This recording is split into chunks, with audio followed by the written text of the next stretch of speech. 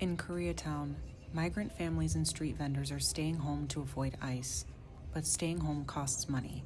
So I'm here to see how a community is raising it for them. My name is Andreina Kniss. I'm a longtime volunteer here in the Koreatown neighborhood. For the last month or so, me and a bunch of friends who also volunteer in the homelessness space have focused our efforts to support street vendors of the Koreatown neighborhood. We started this project with the goal of maybe buying out 3 or 4 vendors, and we're about hitting the goal of 100 families covered. So that means their rent, medication, food for a month. Just to get them out of the streets. Tenemos muchos voluntarios patrullando la área. Sí, ese número que, bueno, ahorita ya rayaron sobre las páginas. Pero... Masked men, shoving people into vans. We see people hiding in terror, whether they're documented or not. The streets are dead. There is no vendors. The community is struggling. These are our neighbors. These are people we've come to know and love, and now they're either gone in hiding, or they're out here selling in terror. So as of today, we've raised about $200,000, which has covered a lot of rent payments for a lot of families. So the vendor we're about to talk to right now, we supported his brother a week ago with rent and expenses for a month, and Federico's up next on our list. He is out here specifically because he says he needs to pay his rent. I told him that today's his last day, that will cover his rent for the month, that he needs to go home. It's not safe, and he said he was happy to talk to us today. So you were telling me that since the start of the raids you've stayed home. Is this the first or second time you've gone out? Yes, it's my second time. Yesterday was my first day, and, well, the sales are low. It's not like before. And like I told you, it's a big help here.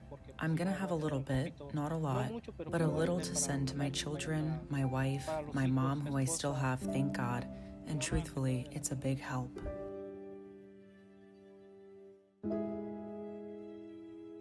We've seen people comment, why are they still doing this when they know it's dangerous? It's the number one reason is rent. And if we can solve that issue, these people would be able to go home. A vendor just passed by and you spoke to him, and you told me after that you offered to hide his cart should he need that. Is that a reality for most vendors in the area? Yeah, there's a very famous picture that has now been turned into painting of a solitary ice cream cart being left on the street after the vendor was taken.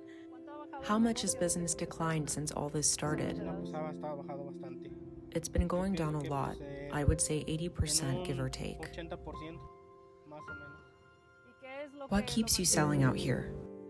The necessity. More than anything, it's necessity. We're here for the good of the family because we need to send money back home to our children, our wives, our parents. With the little that we have to help, we need to make the most of it.